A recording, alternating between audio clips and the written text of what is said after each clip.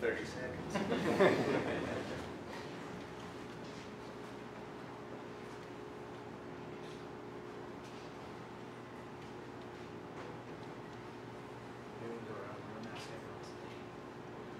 Whether my first bike is, change it up, buffering.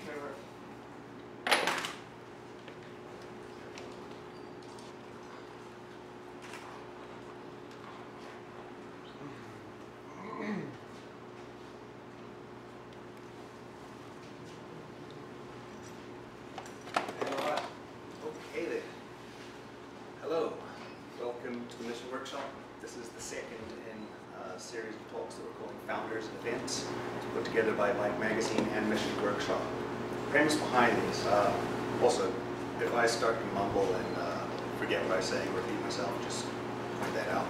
Last time we did this, I went off a prepared script and that didn't work too well for me. It showed pretty badly. So we're just kind of ad-libbing this introduction.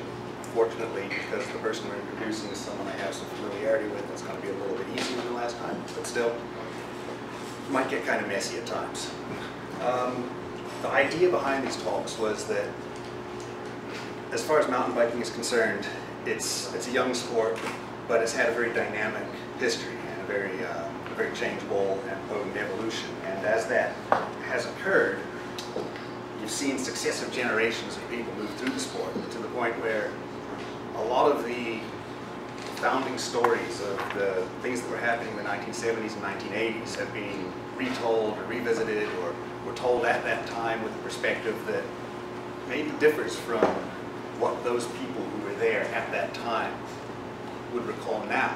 Perspective, if you give things decades, changes for all of us. When you're young, maybe you don't realize that.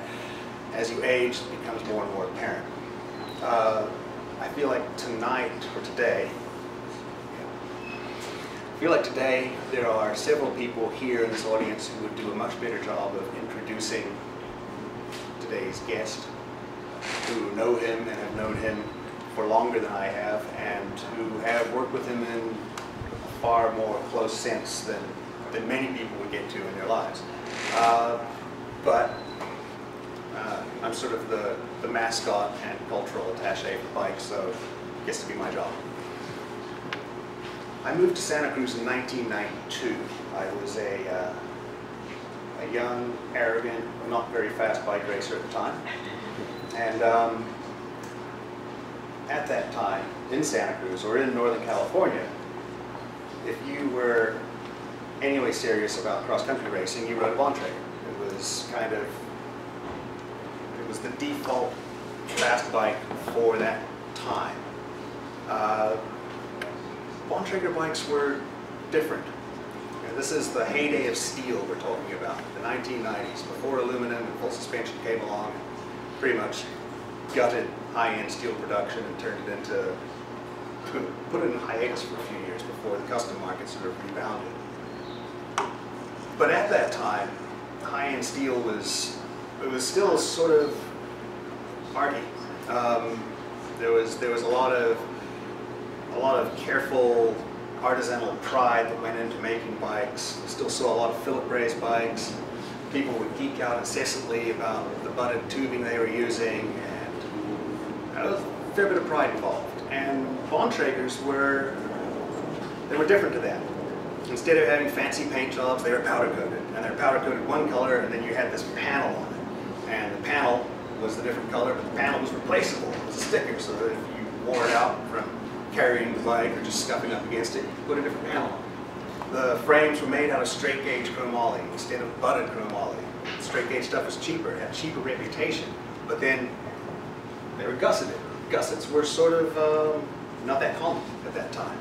You had, Bontragers had these rad little chain striker plates underneath the chain stays. They looked cobby and industrial.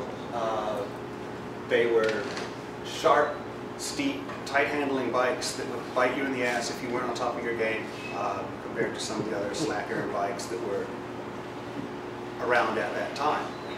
They were functional and they were workmanlike at the same time as they were very high-end, state-of-the-art equipment. People didn't, I don't know, it was one of those things that if you weren't from around that area at that time, they probably seemed kind of cobby. But to my recollection at least, they fit the ethos of that town really well. Santa Cruz is part of the Bay Area, but it's not part of the Bay Area. It sits over a hill, and it has a chip on its shoulder. The surfers in Santa Cruz have an attitude about their place compared to the rest of the state.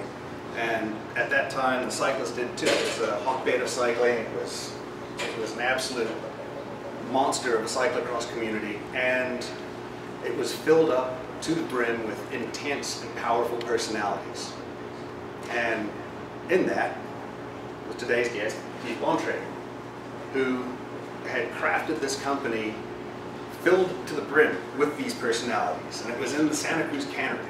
The Seabright cannery had at one time been this vegetable packing plant that then got repurposed into other things. And as Bontrager grew and evolved, it sort of took up more and more space within this thing. You go in there and it's not like you'd be going into some slick, showroomy, eat off the floors kind of facility. It was messy, and it was at times dark or bright, and it was crowded, and it was noisy, and it was chaotic, and there were all these personalities in there making bikes, making a lot of bikes. And then there was Keith, who was sort of the father of this place, and he was this stooped and, to many people's recollection at that time, kind of grumpy, bad-tempered man.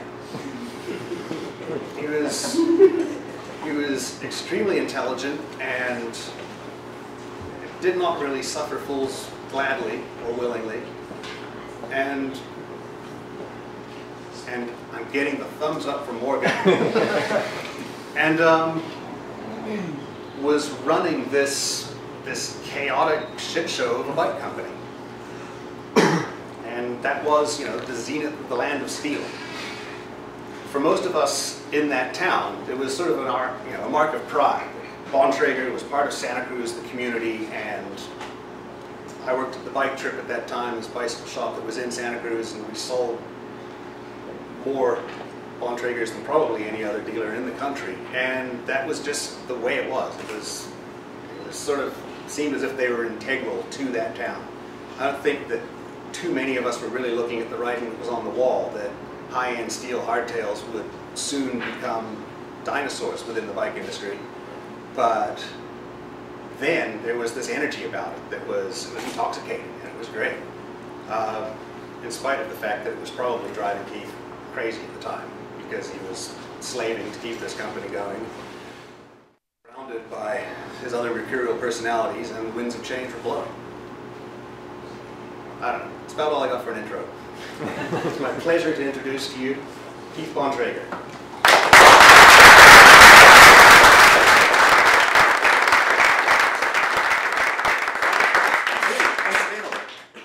Is much less grumpy these days. It really has changed. If you'd ever come by for dinner. I'll get there. I've invited Mike to dinner. It must be a half a dozen times now, and he always finds some excuse not to. Thanks for coming today. Thanks for to Mission Workshop and Bike Magazine for making this happen. And if there's one thing that I expect you to leave here today with, it's the fact that I'm not very good in front of the camera. So just go on from there. We were going to do this mostly as a question and answer, because if we do it as a monologue, I promise I'll prove to you that I'm not so good at that. But one of the things that is kind of the follow-on to what Mike was talking about was during all the early days in Santa Cruz, most of what I was doing was making frames for people who broke frames. The strong personalities also turned into strong legs. And so most of what you see on these bikes, these industrial kind of hobby bikes, was a consequence of building frames for people who broke frames. And if I was going to be the custom frame builder and I was going to have to stand behind it, then I was going to figure out a way to make it so that it wouldn't break. And guys that were breaking Alpino Unos every 2 months, or bending the forks on them every 2 weeks, were pretty into having a bike that they could ride without breaking.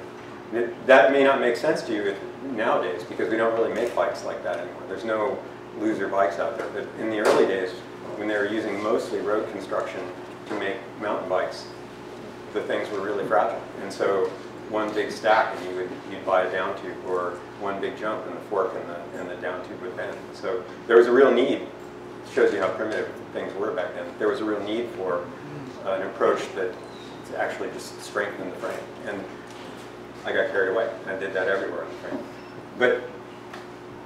And we had good luck. Not many of the frames broke. The reputation spread, and that was the core of our business early on. We made bikes for people that broke other bikes. If you think about it, if you're going to offer a warranty on something like that, it puts you in kind of a difficult situation because you're already filtering for the people that are already breaking things. So you're setting yourself up for a lot of replacements. But it worked. We did what we were supposed to do.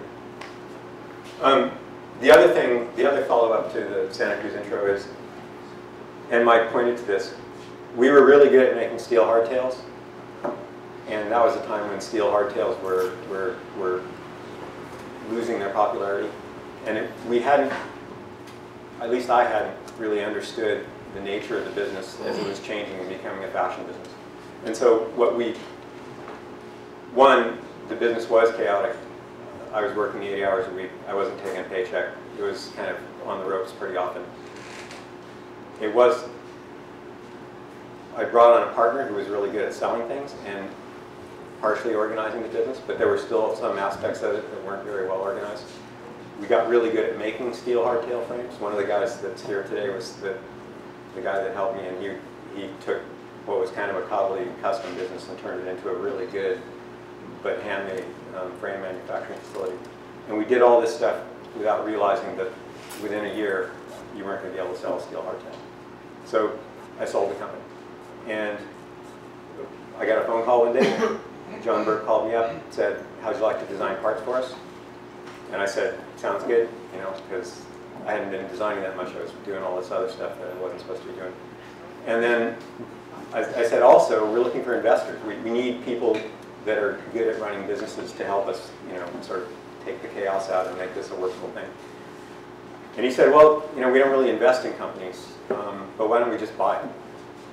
And I did. I sold it. And that was, I think one of the Twitter questions was, you sold your soul to the devil or to Trek or something like that. Actually, I think what I did was sold the company to Trek. And it was the only way at that time that I could imagine being in the bikes business now. If you'd been in my shoes at that time, most people would just say, fuck it, I'm out. This is not a good idea. So what that meant was that we were able to do, one, it meant that I was able to design bike parts again, because I wasn't doing that. I was trying to run the company, and I'm not a businessman, so I couldn't do that. The other thing it meant was that we could pay people, and we could give them insurance, and we could do all sorts of things that we couldn't do back then. Trek came in, they invested a couple $1 million in a factory. We got really good at making steel frames, and then the bottom fell out. So we shut down the factory. That wasn't because Trek's an evil company, that was because we were dumb and we made some mistakes. If we had switched over and tried to make suspension frames, maybe we would have been still in that business. But in the end, what we decided was, we can't do this. We're losing money, we're losing a lot of money. And what we really need to do is focus on components, because that's what we can do well. And that was that. You can do the punk rock version of it and try to put an evil character in there, but that wasn't anything like what was going on at the time. The other thing was there was consolidation going on in the industry at that time. We weren't the only company that was bought. And the guy that was helping me run the company at the time said, here's the deal. Ritchie's making a deal with Specialized. You're a competitor with Ritchie. If you want to go forward and try to continue to compete with Ritchie, and he's got Specialized bank behind him, how well do you think you're going to do? And that was just like, well, there's no choice. So, and I'm not saying that like it was the only option, but it was a really good option. It was the best thing we could have done. It didn't always go well, but in the end, it's worked out really well. So, I think we'll start real quick here with one of the best questions that I'm seeing here. This is from Dirk Cruiser. Are you sick of people deliberately mispronouncing your name, but Ranger? Is that a long-term issue? Of the things that have made me grumpy over the years, I can't think of one that is worse than that. Are there more? Quite a few more. The name's actually an Amish name. I should be up here with a beard and with pants with a funny front or something like that. How do you pronounce it? Bontrager. Yeah. Cool. Let's go to another question here. This is actually from Emily May, a photographer for Bontrager, for the race teams. What is it that impedes creativity? Is there anything? Well, I'll give you two answers to this. If you're working in the fashion business, and the bike industry is a fashion business, you always have to sort of think of it in those terms. There's not much. You know, if it's clothing, do whatever you want. And it's clear if you, my daughters were big on these Project Runway, and all these other loopy shows. You really can do anything you want. You know, there's not much that you need to be worried about other than connecting it all together and hopefully having it last through the show. But a bike's not like that. And the things that stifle creativity, especially for me, are the mechanical and physical limitations of a bicycle. I've worked on bicycles now for almost 30 years. And so each part of a bicycle, I have this vision of how it can be in its optimal state. And I can't bring myself to create something that goes away from that just to make it look new or interesting or fresh. If you were doing clothing, you'd have to do that. If you're doing, you know, the stickers on a bike, you can do that whenever you want. But if you're doing a wheel, you just, I know too much. I can't be creative in a way that I know it's going to be stepping away from that optimal design. Do you think that defined obsolescence in the bike industry is an issue? When people are building things maybe with a substandard or knowing that they're going to change it within, 8 to 9 months? I don't know that anybody builds things to substandard specs on purpose. But I think a lot of people do that just without knowing. You know, if you hand a saddle design to an industrial designer, they may do something that's really artistic that you don't want to sit on, stuff like that. If you talk to a business guy, they'd say, we need that. You know, it's kind of a grim analogy, but we're all junkies. We need that next design and that, the sort of thing that brings people back and gets their attention to something. Even though fundamentally, that doesn't really add performance to the bicycle very often. It does, but not that often. Can you speak a little bit to the rims and the wheels that are behind you there, kind of in that context? Maybe the rolled ones, or the most famous example there? Well, the most famous example hanging here are the ones that I cut down. This is my dumpster diving story. Back in the day when I was a frame builder, I was really poor.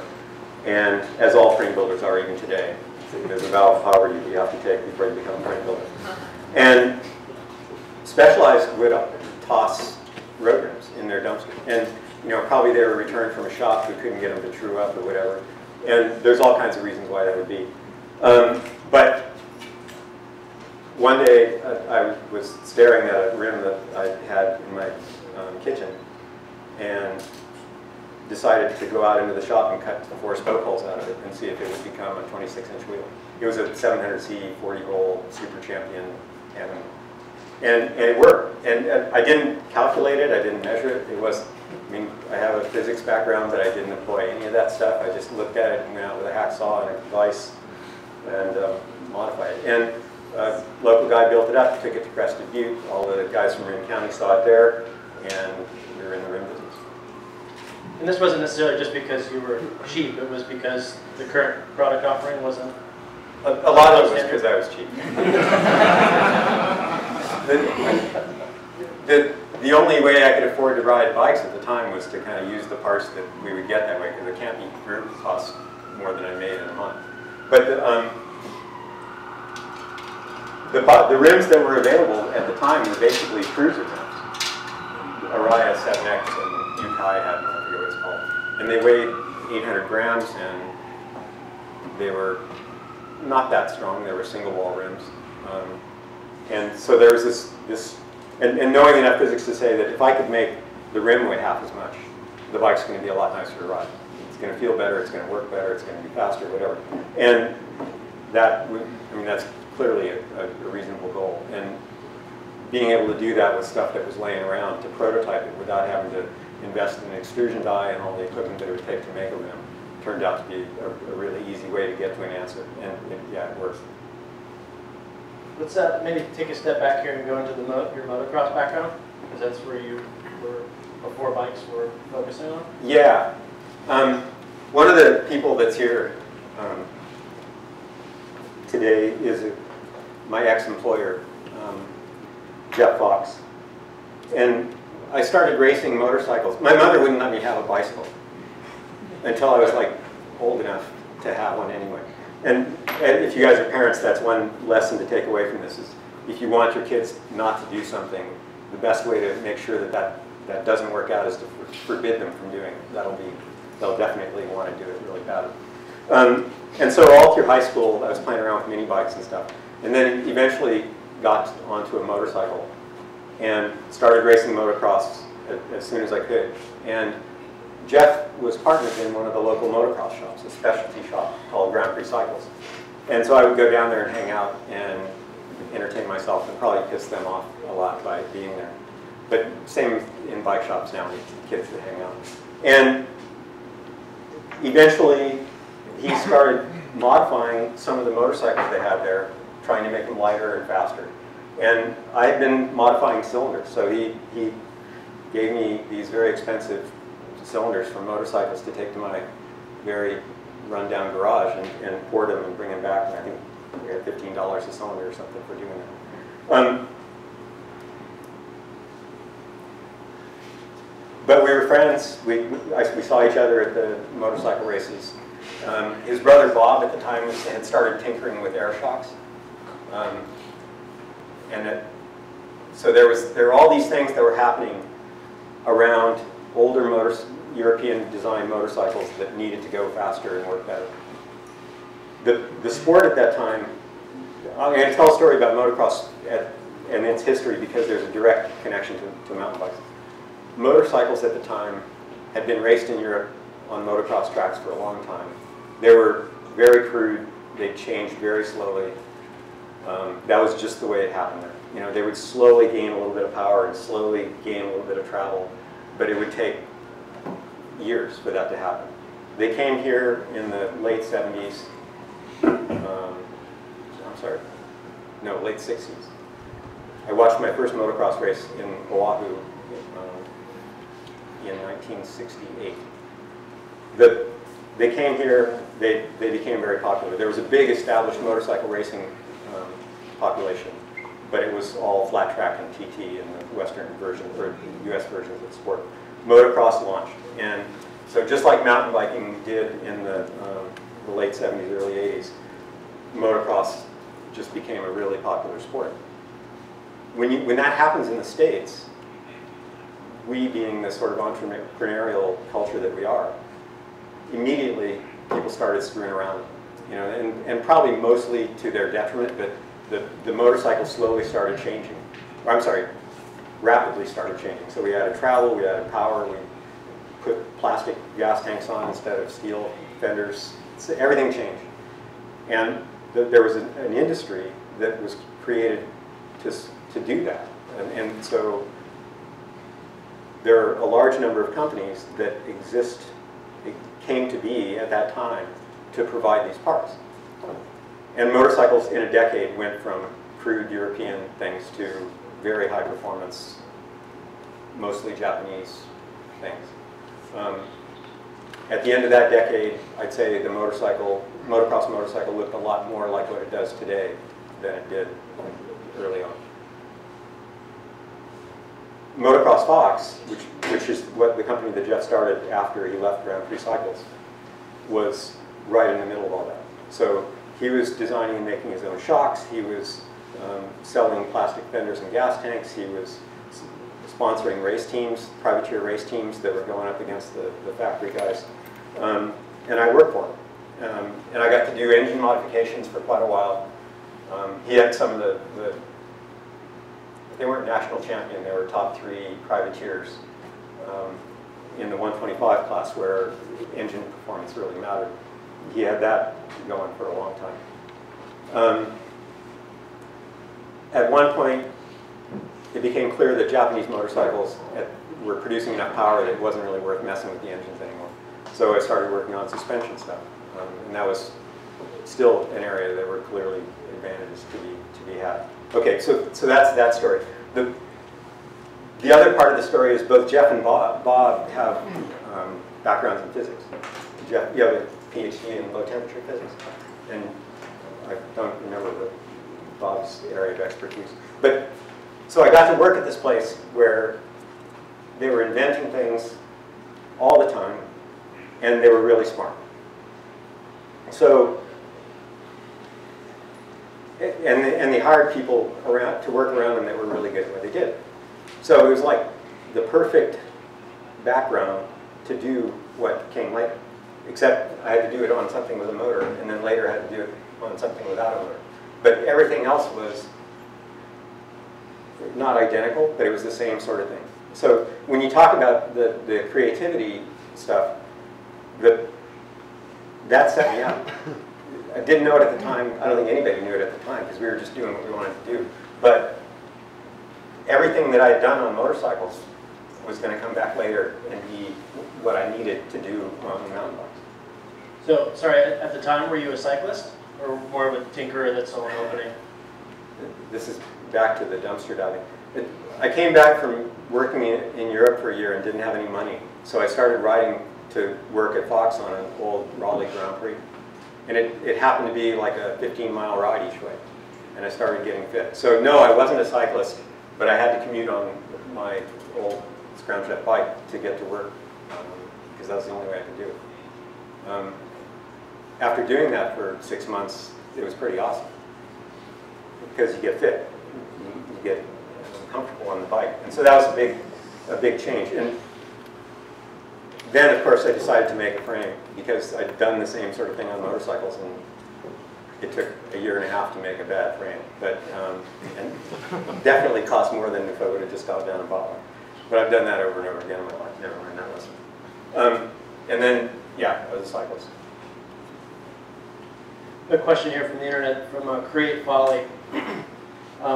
What's been your greatest creative struggle, and how did you overcome it?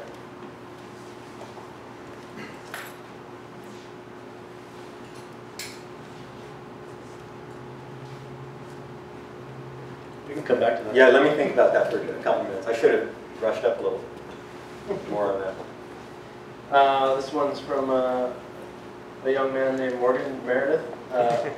With advancements you've seen in manufacturing, do you think that strong, light, cheap pick 2 still applies?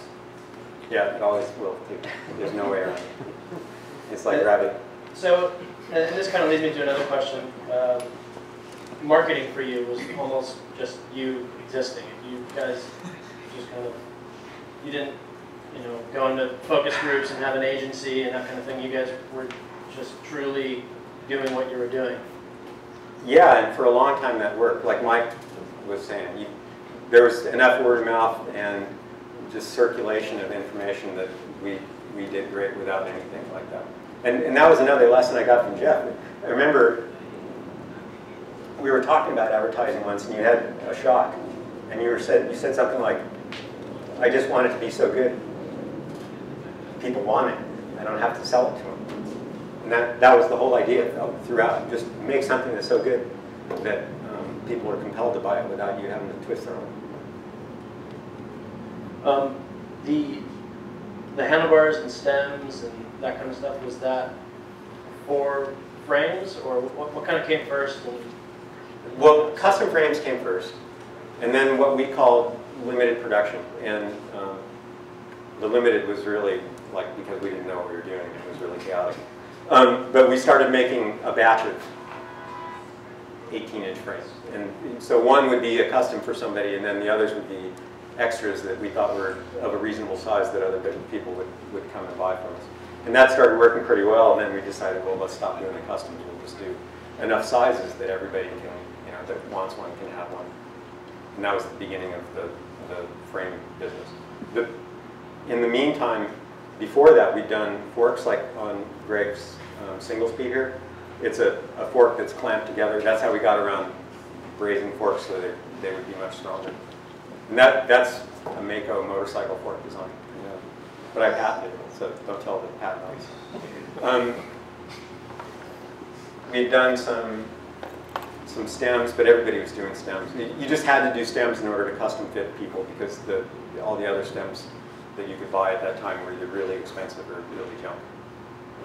But then it led to stuff like this where I wanted to save weight on parts that were really kind of critical in terms of both weight and strength. And taking the clamping mechanism off here was a way to optimize that and reduce weight. I could keep the strength in the part, and I could take a lot of the metal off, and I could take some of the residual stress out of it because it was bonded together instead of clamped together. Little things like that we did. We didn't push very hard, but they're around us all the time. Maybe it made more of an impression on the guys I was working with on how to go about optimizing something rather than being a big sales success. But we did a lot of that sort of thing, and it showed up in catalogs and then went away. Maybe one of the things I should have done was get an MBA at one point so I could actually organize this thing. So we're talking about manufacturing here a little bit, so we should probably jump into David Earl and how he came about as part of the Bontrager outfit. Well, at one point when it was clear that we were growing faster than I could keep up with, and I wasn't able to do much design on components, but we wanted to get somebody in who could run the frame business. And Dave was the first guy we hired, and he was amazing. He came in and he told me what an idiot I was for trying to do a lot of the dumb things that I was doing, and I fought with him for a while and then said, go for it. And it was clear he was right. He was way smarter than I was about making things. And so we made frames that were straighter, we made frames quicker. We had guys that were, maybe not able to make a frame on their own, but who could do really well at one part of it, and they were, so we started breaking up jobs and specializing. That it became a sort of mini production line, not cracking whips on people, but being able to do a really precise job of building a frame without having to be a custom frame builder, and that worked. How many frames a year at that point? It's like I think when I started, it was under 1,000. I think 800. Yeah. And I think we went up to close to 2,000. Yeah. Like that. So a little over double what we were able to do with Yeah. my special version of the manufacturing process. And what year was that? And was that after the buyout? No, that was like 3 years. I think 3 years before track. Yeah. So early 90s. Do you have anything you'd like to say about the old days? The old days, no, they were pretty fun. To what Mike Ferrantino said, it was definitely a lot of smart people there, for sure. It was kind of like herding cats. And this was in the cannery, right? Yeah. Was there anything There's a about guy named Pacenti that came out of that too. Yeah. Yeah, Kirk was there for a while. what was his role there? Kirk was a frame builder. He did some welding, did some assembly, all kinds of stuff. Cool. Anything else to speak to you about those days there, Keith? Look, the main thing about the motocross background and working for Jeff, if you took, well, I think a lot of creativity and I think a lot of what has come about to be a modern mountain bike, if you looked closely at it, came from people who got their chops somewhere else, and probably a lot of them in that motocross time. The decades lined up in a way where if you came through the first one, you were really, really well prepared for the next one, and it was just a matter of taking the motor away. And that probably in a bigger sense is how a lot of these things come to pass. But we'd never know that until you actually studied the history of that. If you took a list right now, a roster of all the people that are involved in high-end mountain bike suspension, and asked them what they were doing in the 70s, I bet over half of them were racing motorcycles. So. You don't seem like the kind of guy who has frame testing machines and FEA analysis and that kind of thing. How much would you say that Santa Cruz as a town and the trails around there made what what the product is today, as far as putting them through the rigors and the type of terrain there? Well, clearly from the beginning, when we were testing and selling frames to people that were breaking frames, that was testing. That was really hardcore testing. We can't do that anymore. The lawyers tell us that we should do it all in the lab first. But the other thing, I have a background in physics, and with my nose in the air slightly, as most physicists would say, I can read an engineering text in a weekend and be proficient. I did a lot of FEA. In fact, I wrote my own FEA programs for handlebars just because it wasn't easy to do back in the late 80s and early 90s. And as much as I have been kind of hands-on and played with stuff and invented it out of junk, that I also reviewed the computational fluid dynamics work that was done on this road wheel. Having one of the benefits of the background with Jeff and Bob was I went to school to study physics because I wanted to know what they knew. And when you can approach problems with that kind of analytical background, you can solve them, or you can understand why you can't solve them. But you cut out a lot of the bullshit, and you can actually get to the real core of problems. And solving problems with that background is really fun. Can you walk us through some of the wheels you have behind you? Yeah. Okay, we got through the dumpster ones. Yeah, there's a lot of things there that, technology-wise, that you've employed for a while. Yeah. Offset spoke patterns, paired spokes, that kind of thing. No paired spokes. Or, sorry, not paired spokes. Sorry. I can't see from here. That was, yeah. No paired spokes. One of the very, very smart engineers that I worked with at Trek, actually two of them, took on a problem of designing a new carbon ring. And what they did was they simulated an airfoil in a simulation program called Computational Fluid Dynamics, or CFD. And CFD is a nonlinear, very big, bulky program, but it tells you what's happening as air moves past an airfoil or a rim section, hopefully an airfoil. The idea is you can do all this stuff in the wind tunnel, but if you go to the wind tunnel, you have to make a prototype, and it's slow, and wind tunnels are expensive, and you have to mess with hardware. And what we wanted to do was to show that we could take a very simple model in the CFD program and have the results we get from that correlate to the wind tunnel. And there was some work involved and some sort of problems that we had to solve to do that. But in the end, it worked. So now we can take a rim cross-section that we think might be really good, run it in this program that takes like overnight and sometimes 2 days to come to a solution.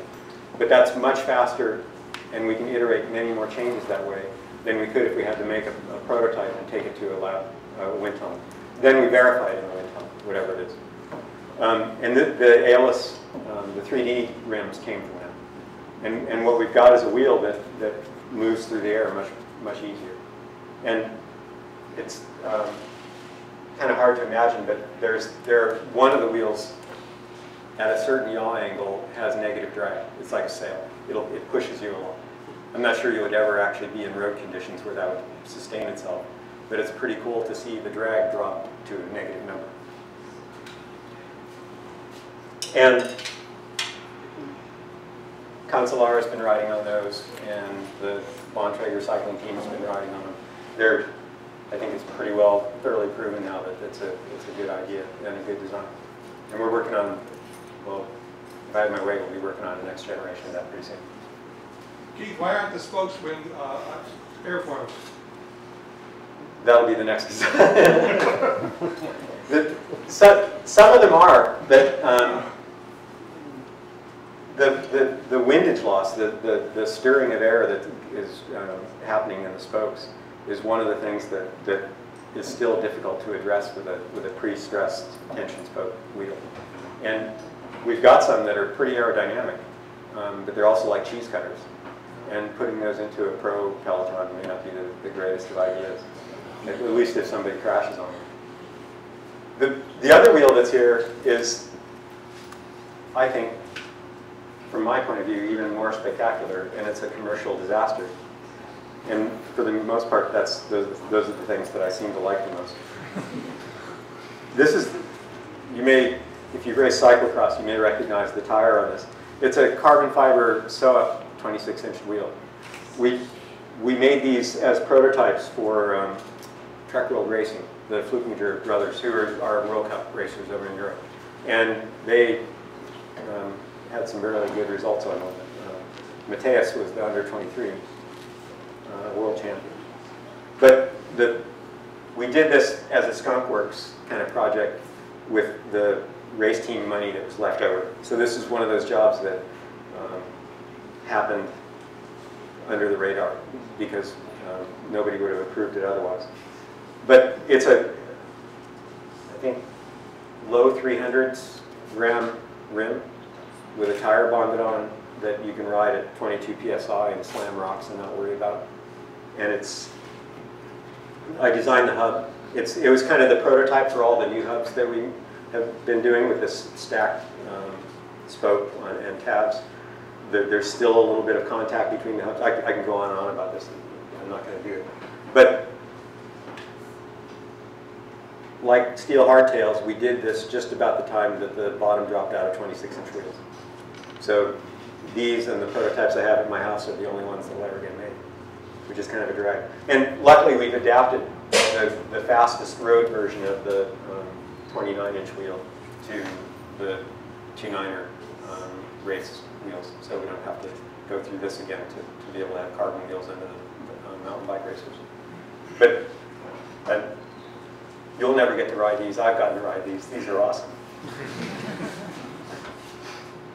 We have a question from Twitter here. This is from MTV Genie. With World Cup DH racers hitting stuff so hard and fast, are we near the limits of frame weight and suspension performance? It's interesting because back in the day when we first started, I think components were stressed a lot more highly than they are now.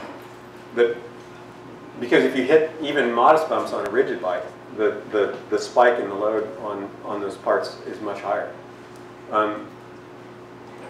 The thing you mentioned with suspension performance, and especially with the size of the tires, you're insulating, or at least you're reducing the working load on the bike parts when you have suspension stuff on there that's that good.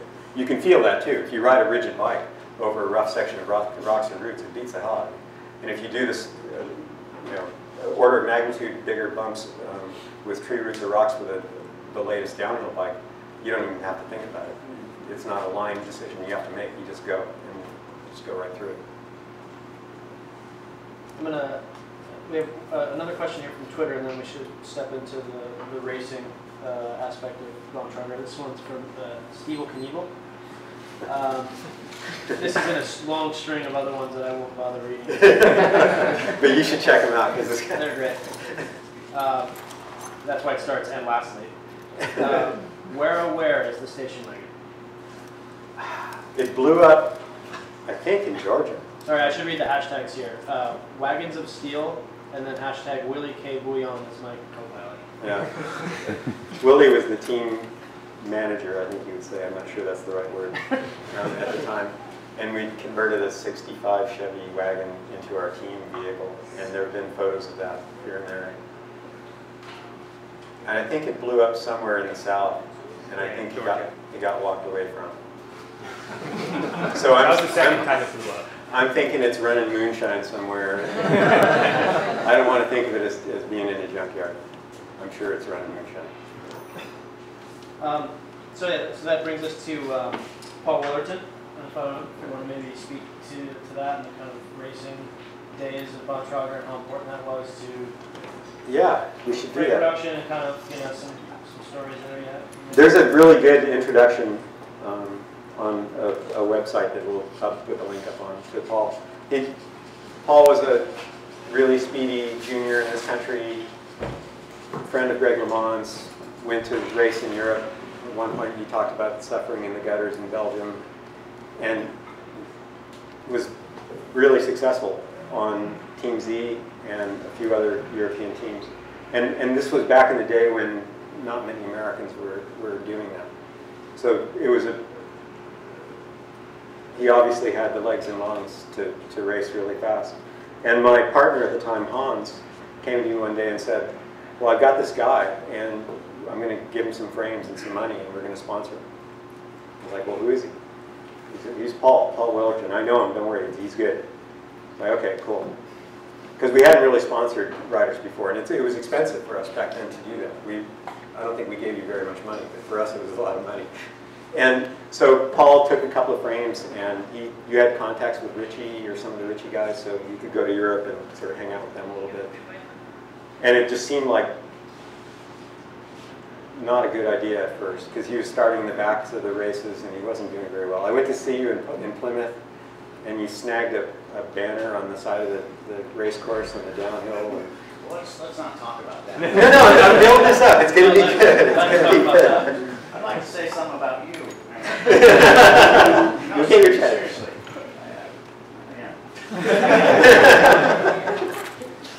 I'll finish that story. And now is this on? Can you hear me okay? Is it working? No, it's a great privilege for me to be here talking about you, because I've always wanted this to happen for you.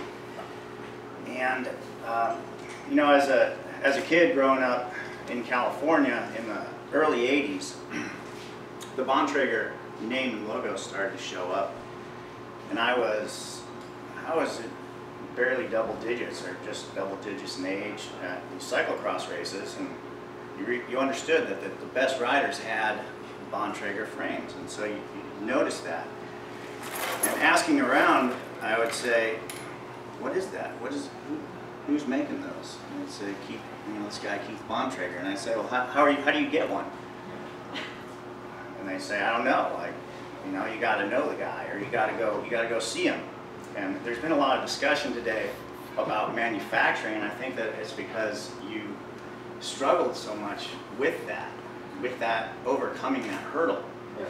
Because it was very difficult to get one of these frames. So I would visit Keith at his workshop in Santa Cruz. And what I love about Keith is the way that he engaged me at that age. He'd look at me just like that, and it was.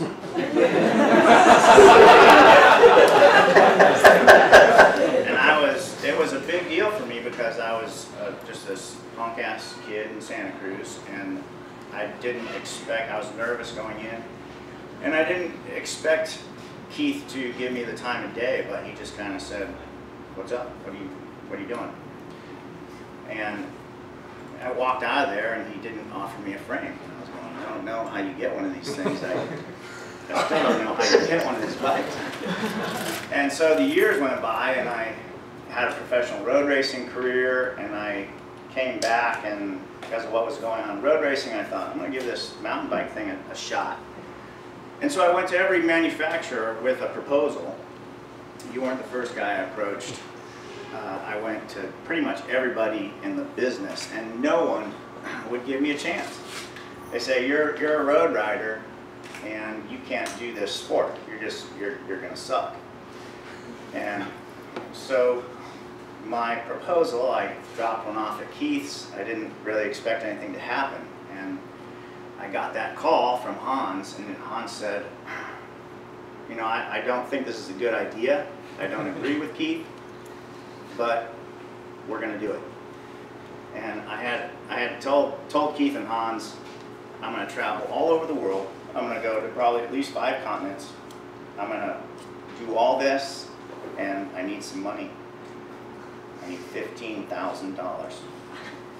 And it was a sum. I was way underpricing it. I didn't realize it was going to cost me. But it meant a lot that Keith was the one that took that chance on me. Because I know it was a stretch. And I think you rounded up some money from Weinman and some other groups that you're working with to allow that to happen. At the time, our ad budget was zero. So it was kind of, it was an inflation of our ad budget. So it's all relevant. That could have been like a big company spending a huge chunk of money, and that's the way that I perceived it. And so when it came time to do the bikes, you know, Keith gave me this bike here, and that was, I was looking at these guys I was racing with their team vans and tons of bikes and all this gear, and I go, Keith, is this going to be enough? I mean, shouldn't I have a little bit more, maybe a backup or something? And he was just going, no, that should do it. And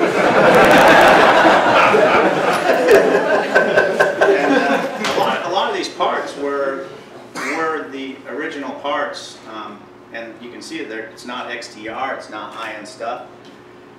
But I trusted Keith completely at that point. I mean, there's no guy on earth that I would trust my body and myself with in some other situation with something that he made than Keith. And you know, I beat the hell out of this bike, traveling around, moving between trains, just crashing and just mauling that thing. And really, it's in completely fine condition. I look forward to riding it because that's a really fun bike, and that's something that Keith, to me, really understood as a fabricator. Because in cycling, we have all these personalities and products on the market that, and it's engaging. The sport engages people on so many levels. But the way that what Keith has been able to do is apply his engineering mind to these products, but he also understood how flesh and blood manifests in this motion through this machine, which is unique in cycling that way. And so what he created with these bikes were bikes that were really fun to ride uphill and on super tight trails, and whereas the bike started to move more toward these machines that were made to just smash over stuff, which to me took a lot out of it because I really enjoy climbing as much as going downhill. And that was exceptional, that Keith was able to tie all this together and be able to translate it into these machines that on the surface all this stuff looks very industrial. This thing has gussets. The way that he left some space back here, did weld back here, allows some energy to release. This was riveted, and the way this is put together, but the way the human body operates with this machine is really the important thing to me as a rider. And Keith really nailed that.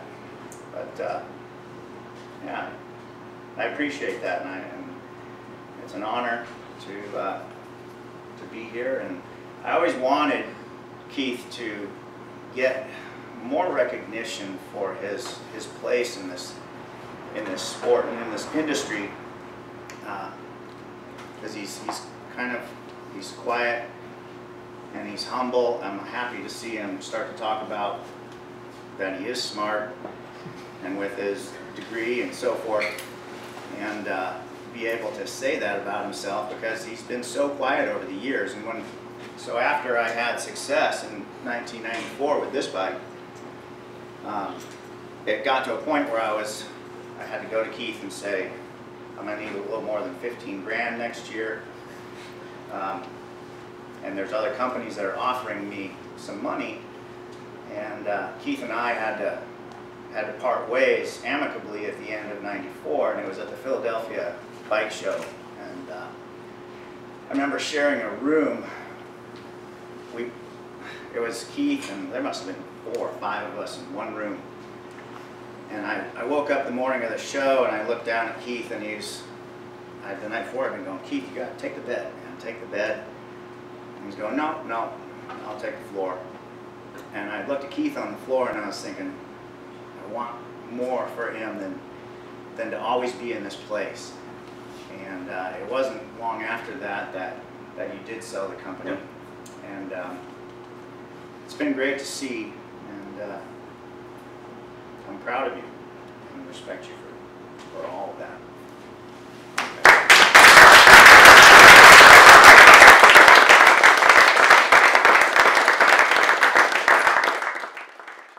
Now I get to finish my side of the story. By the end of the season, Paul was winning races, top 3 national races. He qualified for the U.S. team at the World Championships in Vail, and you were on the podium until the last lap, and Brenton's caught you. But he got 6th, which was pretty awesome. Tinker got, I think, 2nd or something like that year. But he started from the back row or some crazy place in the back, burned a lot of energy on the first lap just going around people, and rode to the front. Keith's talking about something that I did physically, but another thing that needs to be said about you is how physical he is. Someone said something earlier that you don't seem to be like the type of guy who has machinery around for testing machinery. I mean, nothing could be further from the truth. When you went into Keith's shop, it was the sound was hydraulics. He had built all these contraptions that were testing stuff like crazy. I mean, he would rig this thing up, and he'd put hydraulics on either end of it, and it would just, and he'd count the repetitions into the, what, hundreds of thousands, must have been. If it were. Yeah, and it was, so he was building, it looked to me more like he was building testing equipment as much as he was building actual componentry. And that's what really struck me about him. I've never seen that so much in all of the fabricators, craftsmen that I've worked with, to put that much emphasis on that. It was amazing, but he is, I've never known even what your age is, because it was irrelevant. It was never relevant to me from if I was 14 years old or 25 or 44. That never mattered, because you are such an active, physical person, and the way that he built in his shop was he was physical. I mean, I was going, bullshit. This guy is putting in as much physical effort in this shop as I am on the road or the trail, and I haven't seen that in anybody else. And it seems that he's still that way, or you get to do even more riding to this day. And I think that having that time to be able to get out there, I think that was pent up in you. You need to get out of that shop and go ride. That was one of the benefits of the Trek deal, is I actually got to ride a bike after that. Yeah. Well, it's good. I think he looks awesome right now for a strong guy. We'll go ride. Should we talk about the nitro? Do you want to? Yeah, we haven't spent any time on that. And thanks, Paul. That's really cool. When I was working on the very limited production frames, across the street from the shop where I worked, a guy named Paul Turner had a shop, and he was doing engine modifications on ATVs or something. He started with Honda when he took the job that I was going to take and worked on Honda motocross motorcycles for a long time, and then switched to ATVs, and then bailed. And so he was doing that stuff. He was riding one of my bikes. We were talking a lot about putting suspension on a bike, because if you'd ridden a motocross motorcycle and then rode a mountain bike, well, let me say it the other way around. If you were a road cyclist and you rode a mountain bike at the time, you'd think, this is great. You can ride off-road. This is really wonderful. If you came from a motocross motorcycle and got on a mountain bike, the first thing you'd say is, this really sucks, because there's no suspension. You have to ride it carefully because it's a bicycle. And so we talked about putting suspension on a bike for a long time, but never done it. And neither of us had enough money to actually decide to do it. But Kestrel, I'd done design work for Kestrel, road frame design. And they came to me one day and said, we have this bike, you should come ride it. I went and rode it. It was something somebody made with a garage door spring in the back, and it was just rear suspension. It was pretty crude, but it was kind of fun to ride. You could ride it right up a curve, and the back would just kind of bounce up. And so we talked a little bit, and I said, well, you know, this guy that in a shop across the street, and I've been talking, and if you want a suspension bike to show down in Long Beach, we should build it for you. And so they said, sure. I mean, there was a little bit more to it than that, but they didn't know what we were going to do. They had no idea. I just was kind of telling them what I thought. And we built this in like 2 weeks, maybe a little bit longer, but about that. And so this is an aluminum frame that I welded together, and then they skinned it with carbon fiber. And I think it anticipates, at least up till maybe 10 years ago, most of what suspension bikes were like. You know, it was short travel because I knew that putting a whole bunch of extra travel in would screw up the handling. And really, bikes were never going to be, at the time I thought, you know, just ridden downhill. So they had to go around corners, they had to go uphill. It had lockouts because I knew that roadies were not going to be happy riding up a hill on a bike that's bouncing up and down. It had a high pivot. I would have made the pivot a slightly different place if I had that now, but the chain forces were going to be doing something to the rear suspension. I had to have that organized. And it has a V-brake, which was really critical on rear suspension bikes because there was no space for the cantilever brake stop. The front fork, this is a drawing of the first RockShox. And it doesn't have a fork brace, and it has some pretty spindly looking dropouts.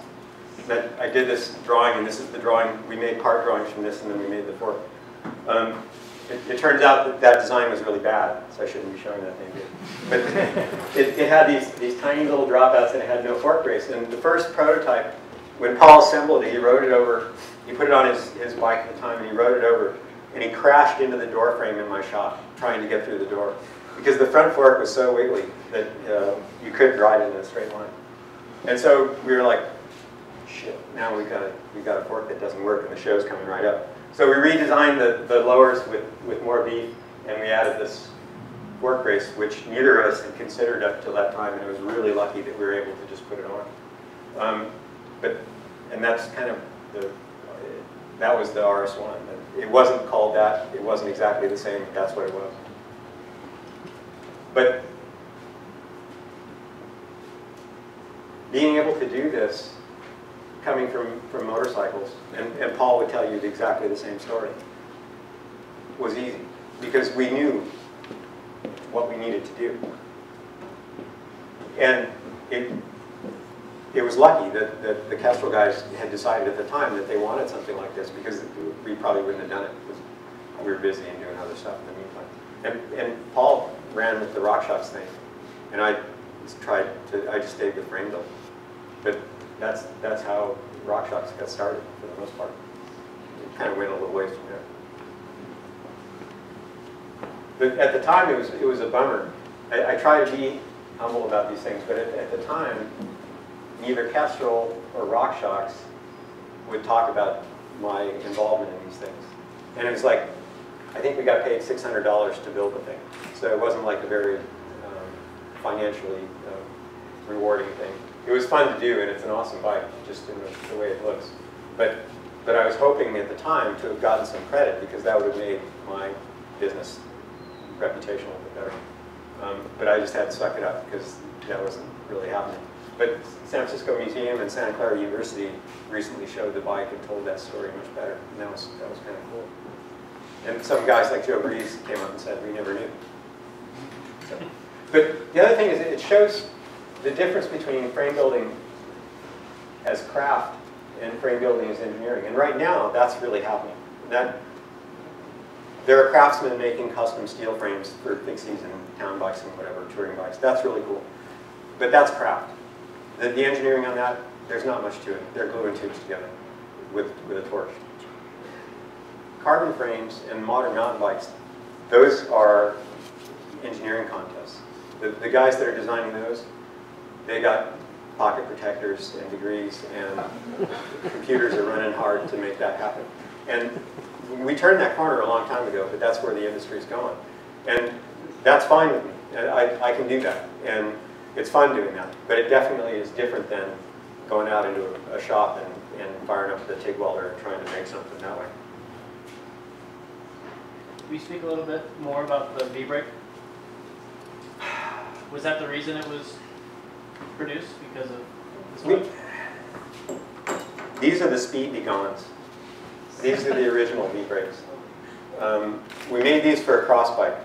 They use Mayfac cantilever bits. And this is sawed out with a scroll saw in my shop and riveted together. But I don't remember exactly what the incentive was for this.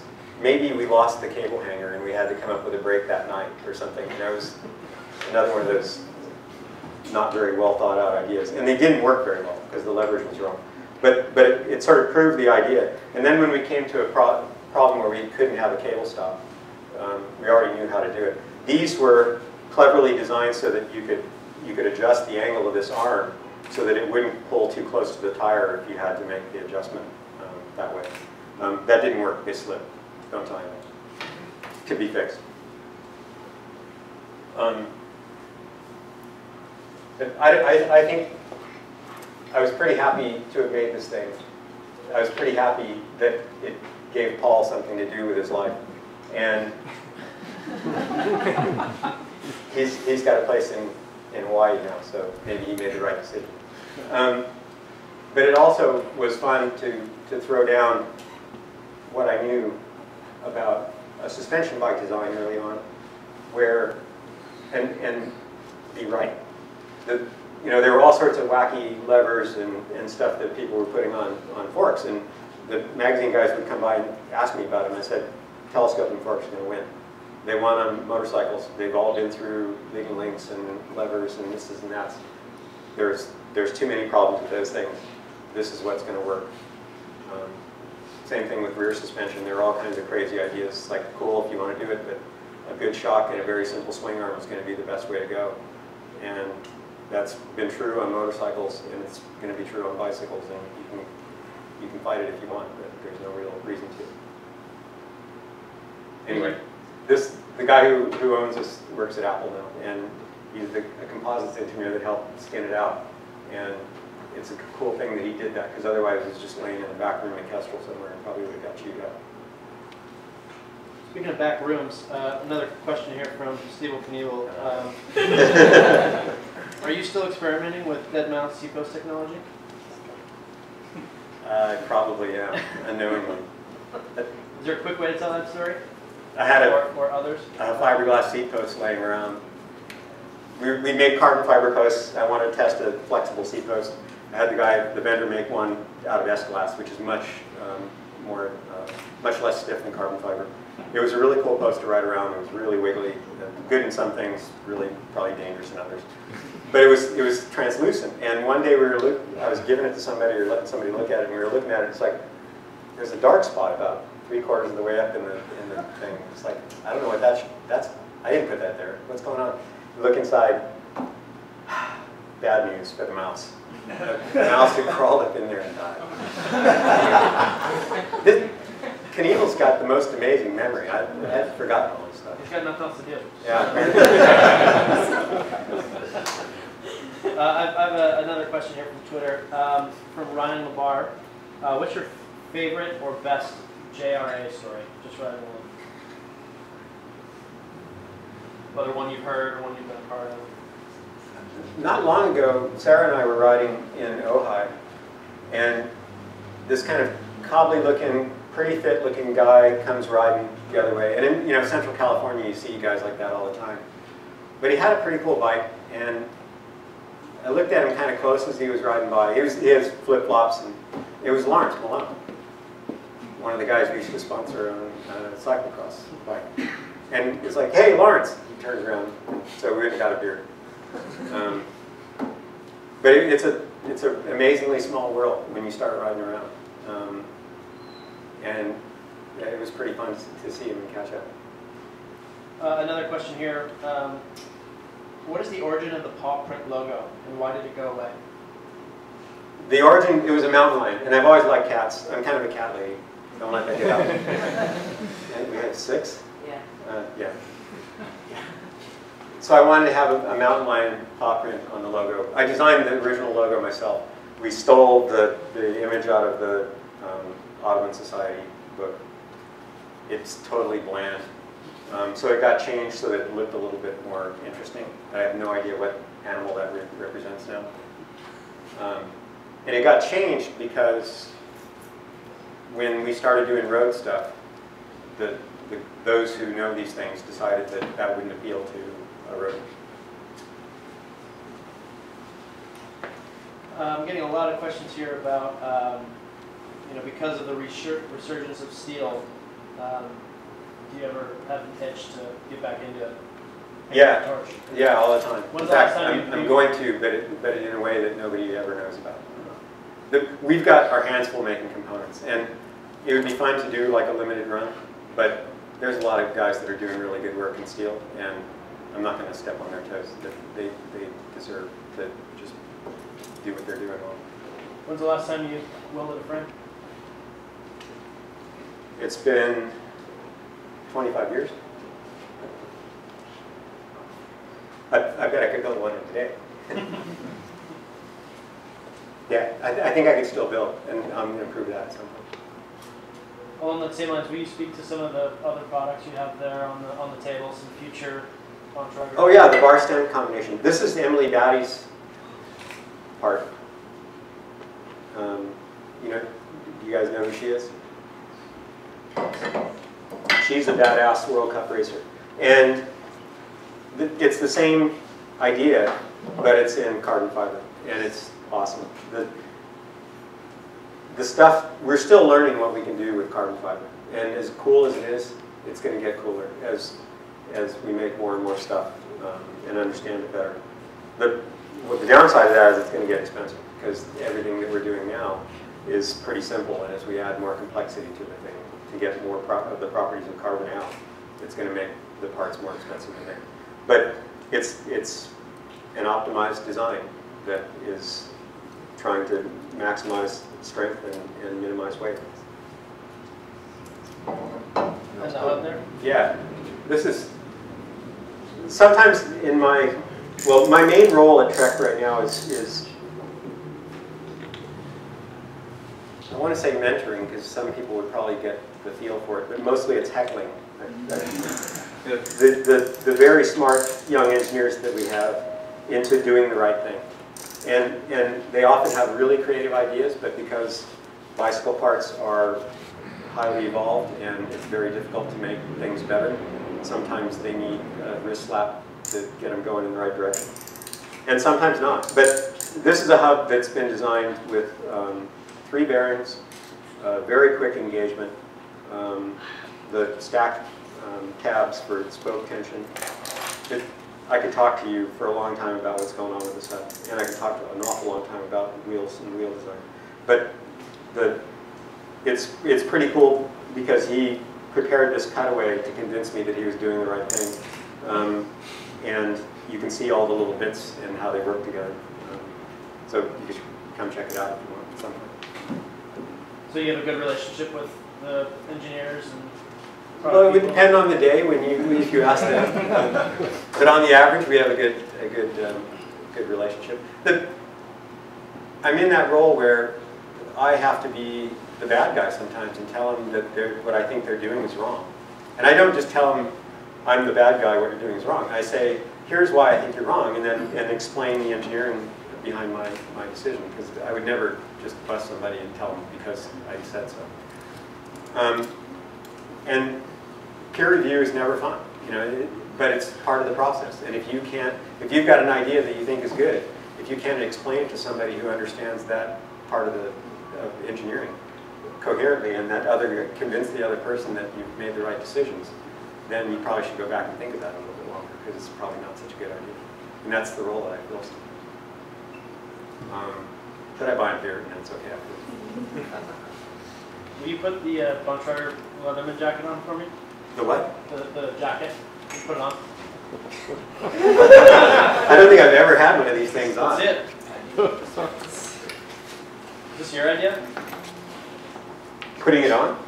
No, that's obviously my idea. The origins.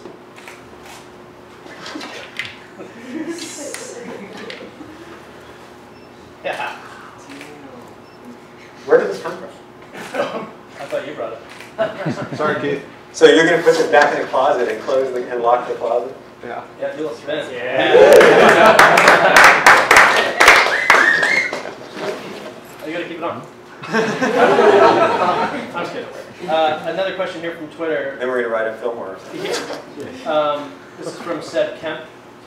What is the best non-mountain bike innovation you have witnessed?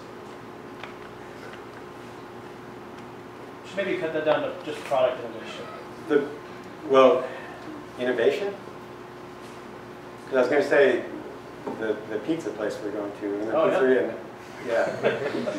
Anthony, he's got it down. Well, mountain bike related, I'm sorry to all the people that dislike this, but I really respect Shimano. Shimano kicks ass. And we were thinking the other day, if it weren't for SPD pedals, riding mountain bikes would really suck. So SPD pedals are pretty cool. Oh, food mills. I cook a lot, and one of the things that I use in the kitchen is this crazy contraption that comes from Europe. And it's a stainless steel sort of tapered basket with holes in the bottom and this really crude looking thing that spins around and forces stuff through the holes. And it's like the most awesome kitchen gadget ever. I hate gadgets. I won't buy gadgets, but that one rules. Yeah. How long have you been cooking? 15 years now, something like that. I get to travel around a lot, and I get to eat a lot of really good food. And back to my cheap side, I'd much rather make it than pay somebody for it. And that's kind of my creative outlet. We've got another question from Twitter that's similar to that from Lovey Bonds. So many craft brewers have a bike culture. Now that you are a brewer too, any insights as to why? Because good Belgian beer costs $15 a bottle. I'm not kidding. I should be on this theme all the time, should I? You can take your jacket off, I'm sorry. I know it's hot. It's melting my brain. Fermentation is this really amazing process that we have depended on for food for the many, many, many thousands of years. And the ability to control it and make it work is pretty awesome. And so beer, wine, kimchi, sauerkraut, bread, it's kind of all relying on bacteria and yeast. And to put some simple ingredients together and have it come out alcoholic and fizzy and taste good is a really cool thing to do. And yeah, so my kitchen is a brewery and a bakery. Hey, Keith, what's the story on the Bontrager beer bottles? Oh, I didn't make that beer, but we decided one year that we were going to take way too much beer to Interbike and at Las Vegas. And so I designed the labels, and then we had a local brewery make way too much beer.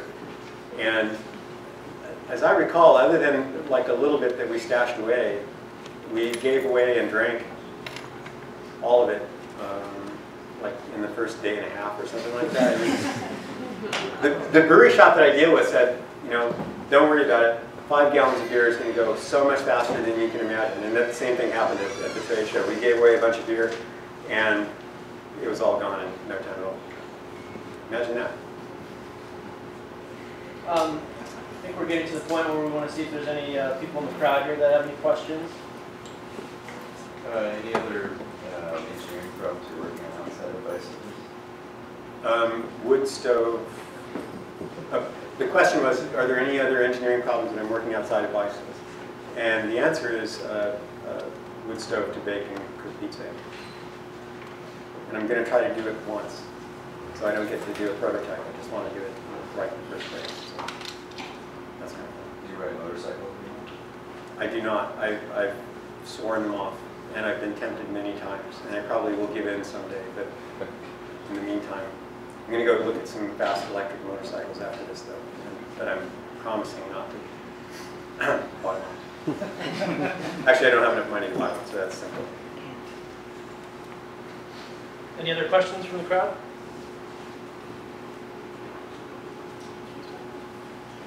I don't quite know how to form this yet, but you have a lot of experience with, it comes off as what you feel is failure when it comes to just the inabilities to make the right design available to people. I don't even know if this on, but do you have any suggestions now with your perspective as to how to overcome these challenges to make a business, a bicycle business, work as a system of components like a bicycle must, so that you can try and get more good design to people so they can use it? If I get it, the question, the problem is that you're going up against an established system of manufacturing and distribution that's really well entrenched. So if you could do something locally and afford to do it, you'd be okay. Running something that's streamlined enough to actually be able to make a living at that is tricky. I think about that with local food production a lot. I hate to use the analogy, but local farming is clearly the right way to do it. Driving food all around in trucks is dumb. But finding a way to grow enough to make enough money locally as the farmer or the distributor is hard because there's not that much money involved in it. And I don't know how to get around that. Yeah. So the same thing with bikes. Yeah. Do you sorry, I'll follow up. Do you think that the externalized costs of stuff like that is going to at some point come into the debate? If fuel prices in this country became what they are in Europe, we would be in that debate right now. Yeah. But as long as it's as inexpensive as it is to drive a truck across the country, I don't see how you're going to change it. Yeah. I think that has to happen someday. I do not understand how that industry works well enough to say that it's going to. Yeah. Thank you. Sure. Any other questions?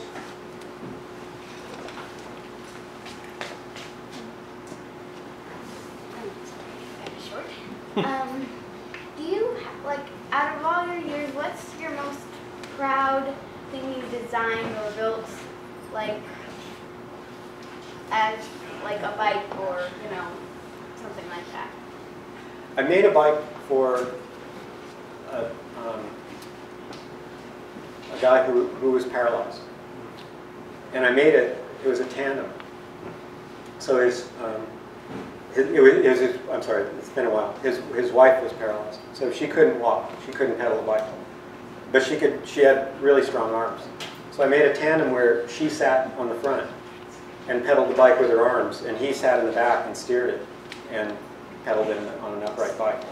And it was a typical custom bike, kind of like your tandem, except there was a or that long bike you guys have, except there was a big cushy platform in the front for her to sit on, and a tiny wheel underneath.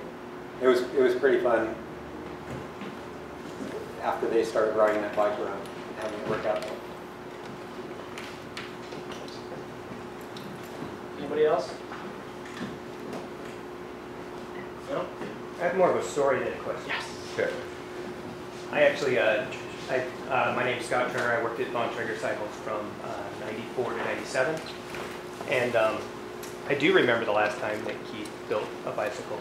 And it was, I think it was either 95 or 96, about 5 days before Interbike, Keith decided he was going to build a full suspension, steel full suspension bicycle by himself, complete in I think it was probably like 3 or 4 days.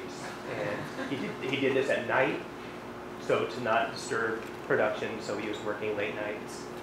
And he got it done, and then it probably took us another 2 days to get pad to paint it. And we brought it to Interbike that year, I think. And he did I mean, it was from scratch to finish in under a week. Pretty good. How'd it ride? Rode really good. I rode it for a long time. It was essentially a Gary Fisher sugar. It was pretty long, pretty low, a little bit flexible. It showed that the steel wasn't really going to be the material for off-road bikes. But yeah, it was fun. It was kind of before its time because it didn't really work with a front trailer. As you find now. I've got a story. SolidWorks is a pretty useful computer program. So about a dozen years ago, Keith shows up in Arizona. I pick him up, airport, bloody nose.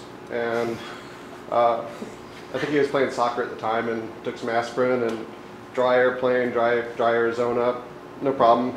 He's in town for a 24-hour race. Next morning we get up, bloody nose. We go to the race, bloody nose. We go to the ER. ER says, you got a bloody nose, go away. And we go to the doc in the box. And the doc in the box says, we can't stop this bloody nose. So we go back to the ER and they say, bloody nose, it's going to be a few hours. And Keith looks at me and says, watch. And he takes the, I think it was a t-shirt, takes off his nose, starts filling out the paperwork, bleeding all over the counter. And instantly they admit him. And I go back to the race. I put together a team of ringers for him. It's a 4-man open. Guy's half his age. I pick him up an hour later, and he's eating like a half-pound of roast beef from the grocery store across the street. He's like, I gotta get my iron content back up. Talk to my wife, I gotta get the iron up. I said, okay. Take him back to the race. He's got cotton plugged up his nose. Races a 24-hour race. Puts down just ripping fast lap times. Lap times, you know, that guys half his age are doing. They win the 4-man open. Keith is a legend in Arizona to this day for that and a lot of other good reasons. Cheers, buddy. That was a weird, that was a weird race. I've done like 70 24-hour races, over 70. And that one was interesting in a lot of ways. Anybody else? Stories? Questions? All right. Well, I think we are near the end here. Just want to say thanks to everyone for coming out. This is a really cool event. Thanks to Mission Workshop, Bart, Evan, the whole team here for making it happen. The Trek Bontrager crew, Keith, Valentino. I think we learned a little bit today. We heard some cool stories, and we hope to do more of these coming up. I think it's an interesting storytelling platform. These are a lot of people that you hear their names, but you don't know the stories behind it, or the bloody noses, or whatever. So thanks for your time and patience in the beginning, and yeah, appreciate it. I really want to thank Jeff Fox. Thank you, Pete. Appreciate it.